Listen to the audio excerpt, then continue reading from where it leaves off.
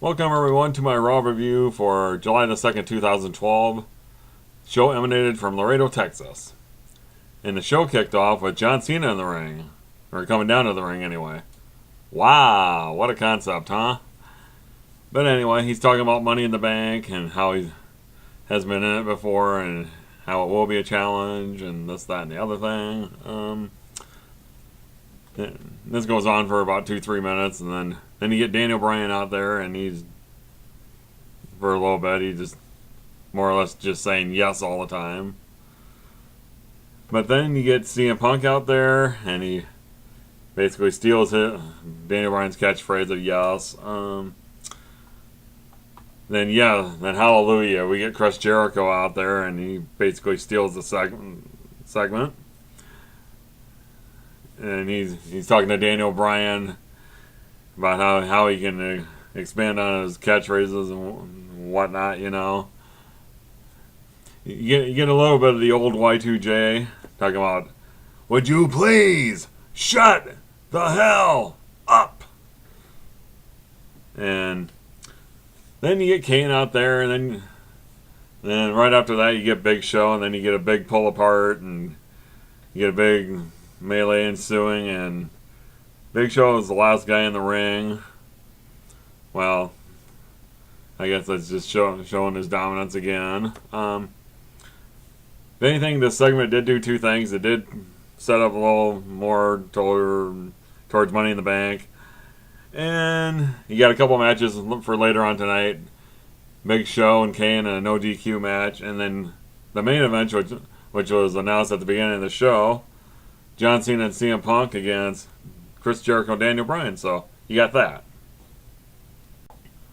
Okay, the first match of the night was an 8-man tag between the Primetime Players, Titus O'Neil and Darren Young, along with David Otunga and Cody Rhodes, taking on Kofi and R-Truth, the tag team champions, the IC champion Christian, and the US champion Santino Marella. Well, match went on a little bit, but I want to talk about Abraham Saddam Washington.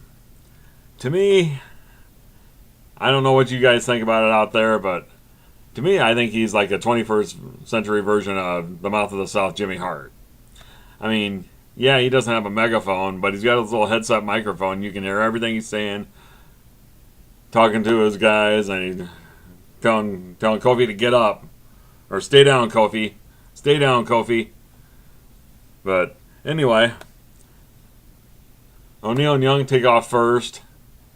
And then they're quickly followed by Cody Rhodes, and then leaving David Otunga by himself. Okay, then Brodus Clay comes out there, and I mean, they've had issues in the last few weeks. I mean, he took out his leg a couple times, and then Santino ends up hitting the Cobra. Christian hit the kill switch. Brodus Clay hits the big splash on him. Well, actually, Santino hit the Cobra last, but so the champion team wins. David Otunga gets pinned, and he gets his comeuppance. So, not sure what I think of that, being a David Otunga fan and all, but oh well, it kind of served a purpose, I guess. We'll let it slide this time. Okay, one thing I didn't mention about the last segment was you got the kids dancing in the ring with Brodus Clay, a la the Junkyard Dog back in about the mid-1980s. But you notice that all the kids that were dancing with him, they're all wearing John Cena shirts. I mean, you got to get with it, WWE. Brodus Clay needs his own T-shirt if he doesn't already. I mean, if you want to market him to little kids, why not have a T-shirt for him? Well, thanks to the WWE Board of Directors, Alberto Del Rio is now your number one contender for the World Heavyweight Championship. But as for tonight, Teddy Long makes a match for him. Doesn't tell him what it's going to be until he gets out there. And he finds out it's going to be Sin Cara. Well, he was supposed to take on Sin Cara, but when Sin Cara made his entrance, Alberto Del Rio cut him off with a pass, kept giving him the business, threw him outside, put the cross-arm breaker on him, and that was about the gist of this match. I guess he was trying to send a message to Sheamus. But this really wasn't much of anything except just giving Sin Cara the business, I guess. And in what would be a recurring theme throughout the rest of the night, we get AJ in the back with Daniel Bryan. Daniel Bryan comes up to her and gives her a rose, trying to say he's always cared about her and this and that. But and then AJ takes a bite out of the rose and spits it out and tells him what she thinks about that. Then from the WWE studios in Stamford, Connecticut, we have this interview with Paul Heyman, and he's talking about Brock Lesnar. He's talking about how he's going to give Triple H his answer for SummerSlam on the 1000th episode of Monday Night Raw in 3 weeks.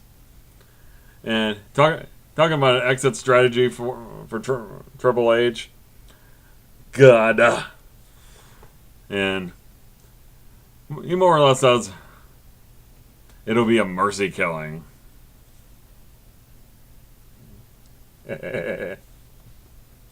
Alright.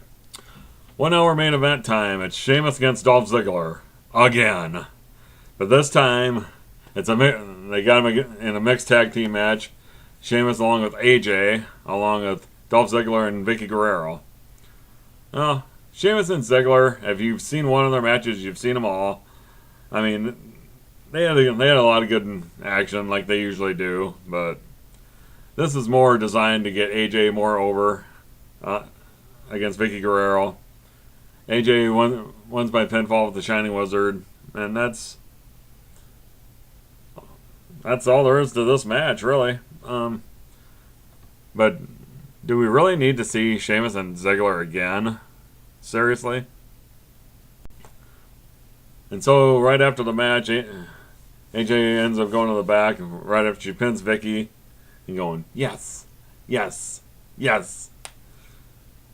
Then she wanted to go back and talk to CM Punk, but CM Punk was on the phone. He didn't see her match, because he was talking to his sister, and AJ felt like she was slighted her for some reason, but that's about all you can say about this segment. So next we get the Wendy's poster boy himself, the legend Jobber Heath Slater, in the ring, and he's talking about, he's no clown, I'm the one-man rock band, baby! So, he takes on Doink the Clown, Matt Bourne, and I guess there was a little twist here because, hell, Heath Slater actually goes over.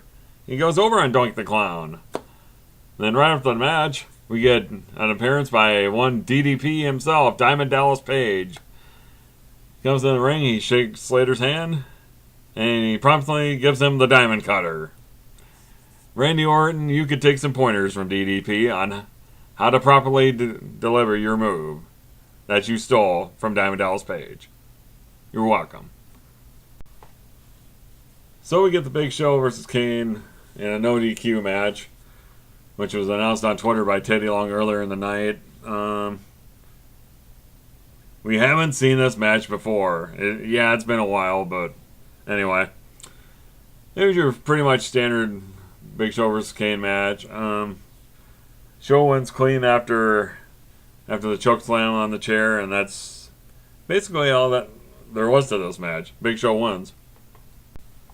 So we get the return of Eve in all her hotness. And Teddy Long runs into her. And Eve's basically kissing Teddy Long's ass just like she was with John Laurinaitis when he was in charge. But anyway, after that, we get more of the AJ show. Because Eve runs into AJ and tells her to stand in the corner and cry like a little girl. But AJ then says to Eve, I will show you how to get attention. And we would see that later on in the night. Next, he had a match with Tensai against Tyson Kidd. Tyson Kidd coming off his win to get into the Money in the Bank match on SmackDown, but Hey, he's on a little winning streak here, folks. He's 2-0 in his last 2 matches. I mean, this match lasted about 10 seconds. Tensai ran at Kid. Kid got out of the way, rolled him up, and that was it. After the match, Tensai beat the 11 hell out of Sakamoto again. Then, come back from a commercial. Josh Matthews is talking to Tyson Kidd in the locker room area, and Tensai beats the hell out of him in the locker room, Tyson Kidd. So, that's the end of that segment. So then we come up to the main event. CM Punk and John Cena against Chris Jericho and Daniel Bryan. We haven't seen this before. You know, even the most hardcore CM Punk and Daniel Bryan fan is probably getting tired of this by now. Maybe some of them aren't. I'm sure I can't speak for all of them, but unlike Joey Styles, who tweeted about CM Punk and Daniel Bryan, I could watch these guys all the time, blah, blah, blah. It's like, I'm as big a fan of CM Punk and Daniel Bryan as the next guy, but do I want to see them wrestle each other every week? No! Anyway, Cena and Jericho end up fighting to the back. And then you're left with CM Punk and Daniel Bryan again. And then finally, towards the end of the match, AJ comes skipping out around the ring, trying to get Punk and Bryan's attention, but they're not paying no mind to her. So what does she do? She gets the table. She pulls a Devon Dudley. Pulls out the table from underneath the ring. She sets it up, and she makes like she's gonna jump. Makes like she's gonna jump off the top rope through the table. And then Punk and Bryan are trying to save her from it, and Punk's climbing up there. AJ ends up giving him a kiss. And she ends up pushing Punk through Bryan through the table. So, basically no contest. Okay, my final thoughts on the show. I like the opening segment with Jericho talking, doing some of his old YTJ shtick. Then I like the Heyman interview, talking about Brock Lesnar coming on, he'll be on the 1000th episode of Raw. Then talk to Triple H about their SummerSlam match. But other than that, pretty much right before the 1 hour main event, and pretty much for the rest of the show, it was almost all AJ all the time. I mean, it's like, yeah, we did get some build for Money in the Bank, but who are we really building up here? Because it sure as hell didn't seem like it was CM Punk against Daniel Bryan. It sounded more like it was your special guest referee for the match, AJ. It's like, the way she was featured this week, it was pretty prominently. You would have thought she was the WWE champion herself. It's like, and like, I like AJ myself, don't get me wrong, I do think she's gorgeous. I don't care if she is 5'2" and 95 pounds. But it's like, oh my god. It's like, I'm surprised she wasn't in the opening segment. She was in the 1 hour main event, and she was the last thing you saw on Raw this week. But God, I kind of hate to see what's going to happen when this show goes to 3 hours starting in 3 weeks. Boy.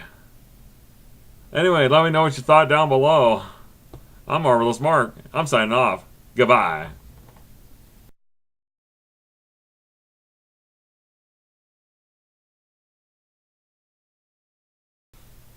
Alright, welcome everyone to my Raw review for July the 2nd, 2012, emanating from Laredo, Texas.